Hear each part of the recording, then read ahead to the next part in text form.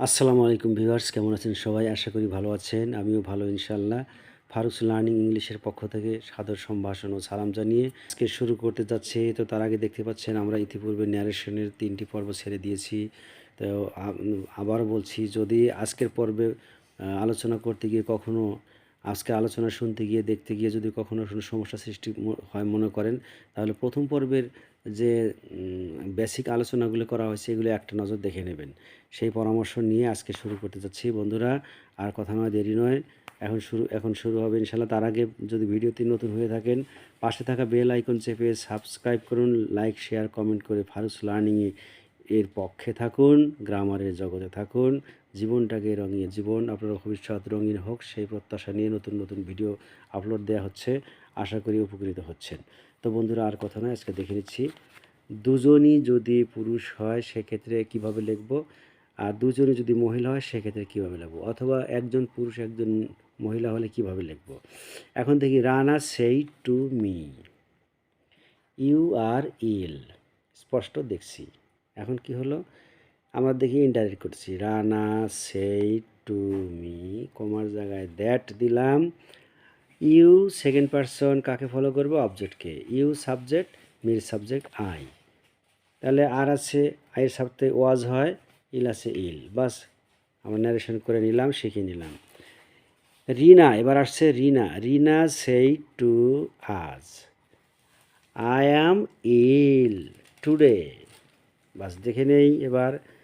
Rina said to আজ, কমার জায়গায় শুধু দ্যাট বসালাম। তাহলে আই ফার্স্ট পারসন কাকে ফলো করবে? সাবজেক্টকে। সাবজেক্টকে রিনা। তাই রিনার প্রোনাউন কি? শি। তাই যে শি বসালাম। অ্যাম আছে ওয়াজ, কারণ শির সাথে ওয়াজ হবে পাস্ট টেন্সে। ইল।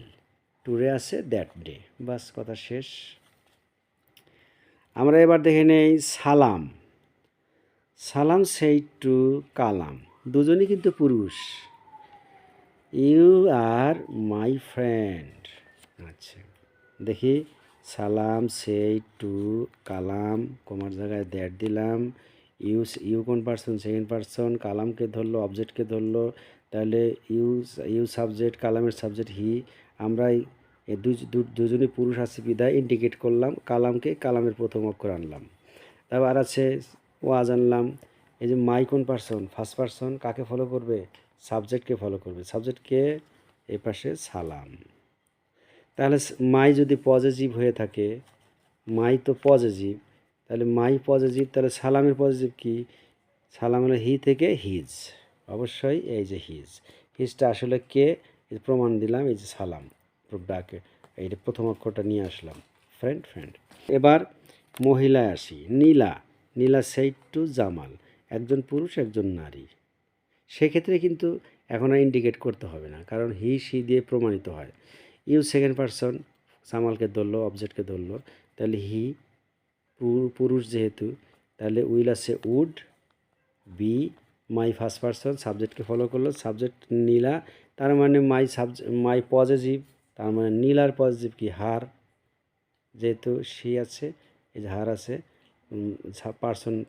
পার্সন চেনা হয়ে গেল আমার প্রোনাউনের সাহায্যে। ফ্রেন্ড শেষ।